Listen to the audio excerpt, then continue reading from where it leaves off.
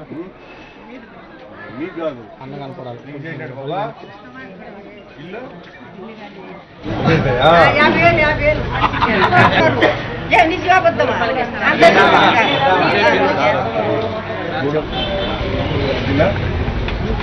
అందరికీ చాలా మంచి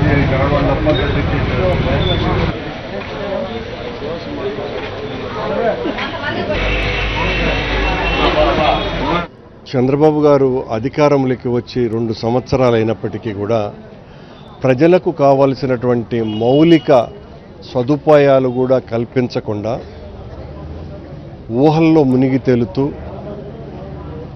చాలా పెద్ద పెద్ద మాటలన్నీ మాట్లాడి ప్రజల్లో మళ్ళీ భ్రమలు రేకెత్తించే పనులు చేపట్టాలా అన్నటువంటి ఆలోచనతో ఉన్నారు. గోదావరి నీళ్లను కృష్ణలో కలిపేశాను, కృష్ణ అంతా కూడా గోదావరి నీళ్లతో పొంగి పొరలుతోంది అని ఆయన గారి మంత్రులు నాయకులు అందరూ పండగలు చేసుకుంటే చిన్న తూముల్లో కూడా రానన్ని నీళ్లు గోదావరి నుంచి కృష్ణలోకి పోతా ఉన్నాయి. ఆయన ఆ సంబరం తట్టుకోలేక ఈ రాష్ట్రంలో ఉండేటువంటి నదులన్నింటినీ కూడా అనుసంధానం చేసి అనుసంధానమే చేయబోతాడో నదులన్నింటినీ కలుషితమే చేయబోతాడో అనేటువంటి అనుమానం జనానికి కలిగే విధంగా ఆయన మాట్లాడుతున్నాడు. పెన్నా కృష్ణ, పెన్నా గోదావరిని కలుపుతా, నాగావళి వంశధారను కలుపుతా, ఇలా ఆయన ఏ ఊరికి పోతే ప్రతి ఊర్లోనూ చిన్న చితక నదులు ఆంధ్ర రాష్ట్రమంతా ఉన్నాయి. ఈ అన్ని నదులను కలపటమే నా లక్ష్యం, ఇది సాధించేంత వరకు నేను నిద్రపోను అంటాడు. నీ దగ్గర డబ్బు ఎక్కడుందయ్యా అంటే నా దగ్గర సంకల్ప బలం ఉంది కదా, అది ఇంకెవరికి ఉంది అని చెప్తాడు.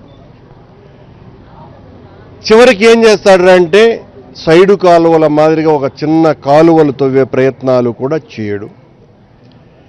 ప్రజలకు ఇది రుచిస్తుంది అనేటువంటి మాటలు మాట్లాడడం బాగా మరిగి విపరీతమైనటువంటి అబద్ధాలు చెబుతూ ఇప్పుడు కొత్తగా రైతు వ్యతిరేకిగా తన రాజకీయ జీవితమంతా ముద్రపడినటువంటి వ్యక్తి రైతు బాంధవుడిని నేను అని అనిపించుకోవటానికి రైతులకు ప్రజలకు అత్యంత అవశ్యమైనటువంటి నదీ జలాలనన్నింటినీ కూడా కలిపేస్తాను అనేటువంటి కొత్త రాగము పల్లవి పాట ఎత్తుకొని ప్రజలను మోసగించేటువంటి ప్రయత్నం మరొకసారి చేయబోతున్నారు.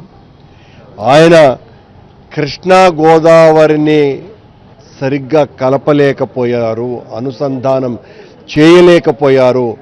కేవలం చంద్రబాబు నాయుడు గారు వారి తాబేదారులైనటువంటి మంత్రులు, ఎమ్మెల్యేలు, వాళ్ళ పార్టీ నాయకులు స్నానం చేయటానికి కూడా సరిపోనన్ని నీళ్లు గోదావరి నుంచి కృష్ణలో కలిసినాయి. దానికి ఈయన ఉవ్వెత్తున సంబరాలు. మొత్తం దాన్ని చూసి రాష్ట్రంలో ఉండేటువంటి నదులన్నింటినీ కూడా కలిపేస్తాను అని ఊహాజనిత భ్రమపూరితమైనటువంటి మాటల్ని ప్రజలకు అందించేటువంటి ప్రయత్నం ఏదైతే చేస్తున్నారు. మీరు ఈ 2 సంవత్సరాలుగా ఇంటికి ఒక జాబ్ ఇస్తానన్నారు, ఒక్కటి కూడా ఇవ్వాల. మహిళల రుణాలన్నీ కూడా ఎత్తివేస్తానన్నారు, ఒక్క రూపాయి కూడా చేయలా. రైతాంగానికి మొత్తం 87,000 కోట్ల రూపాయలు తీరుస్తానన్నారు, చివరకు వాళ్ళ అప్పు 110 కోట్లయింది. నిత్యావసర వస్తువుల ధరలన్నీ తగ్గిస్తానన్నారు, అవి మీరు నిరంతరం చెప్పేటువంటి నేను బుల్లెట్ లాగా దూసుకుపోతాను అని ఏ విధంగా అన్నారో నిత్యావసర వస్తువులు మాత్రం బుల్లెట్ లాగా పైకి ఎగిరి ఆకాశానికి అంటుకుంటున్నాయి. రాష్ట్రంలో శాంతి భద్రతల పరిస్థితి అత్యంత అధ్వాన్నం. ప్రజల కనీస జీవన ప్రమాణాలు కూడా ఈ 2 సంవత్సరాల కాలంలో అధోగతికి వెళ్ళిపోయే విధంగా మీ పరిపాలన ఉందినని మేము గడప గడపకు అమ్మా చంద్రబాబు గారు మేలు చేశారా అని 2-3 ప్రశ్నలు వేస్తూనే ఉంటేనే మేము పొరకలతో కొడతాం, ఆయన వస్తే చీపుర్లతో తంతాం, ఈ రకమైనటువంటి మహిళలు పెద్ద ఎత్తున తమ ఆక్రోశాన్ని వెళ్లబోస్తున్నారు. ఇదే మాట జగన్మోహన్ రెడ్డి గారు 2 నెలల ముందు అనంతపురంలో ఈ ప్రజావాణినే చంద్రబాబుకు చెబితే వాళ్ళందరూ జగన్మోహన్ రెడ్డి గారిని నిలువరించి ఆయన్ను కొట్టే ప్రయత్నం కూడా చేసినారు. ఈరోజు మహిళలని దగ్గరికి వచ్చి చంద్రబాబు గారు అడిగితే జగన్ గారు ఏం చెప్పినారో అదే చేయటానికి ఇంటింటి మహిళ సిద్ధంగా ఉన్నారు. అది పరిస్థితి. ఇల్లు కట్టించారు.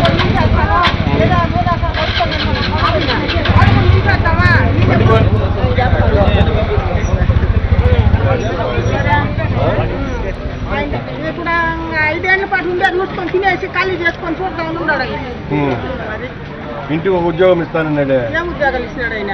మేము కూలి చేసుకొని తింటాను, పెట్రోల్ చేసుకోలేకుండా ఇల్లు బడికి కొట్టుకోలేకుండా ధరలన్నీ తగ్గిస్తానన్నాడే. ఏం తగ్గించాలంటే ఇచ్చినాడు. నా పాలన చూసి అందరూ ఆడవాళ్ళంతా బలి సంతోషపడతా ఉన్నారు. చేసింది సంతోషం. ఏం చేయలేదు ఆయన డబ్బులు తీసుకుంటారు సార్. ఎట్లా ఆయనకో ఈసారి ఏమో ఏం చేస్తాం సార్. పోయినసారి కూడా మేము జగన్మోహన్ రెడ్డికి వేసినాం, కానీ వేసే వాళ్ళు చేసుకొని ఆయన గెలిపిస్తున్నారు.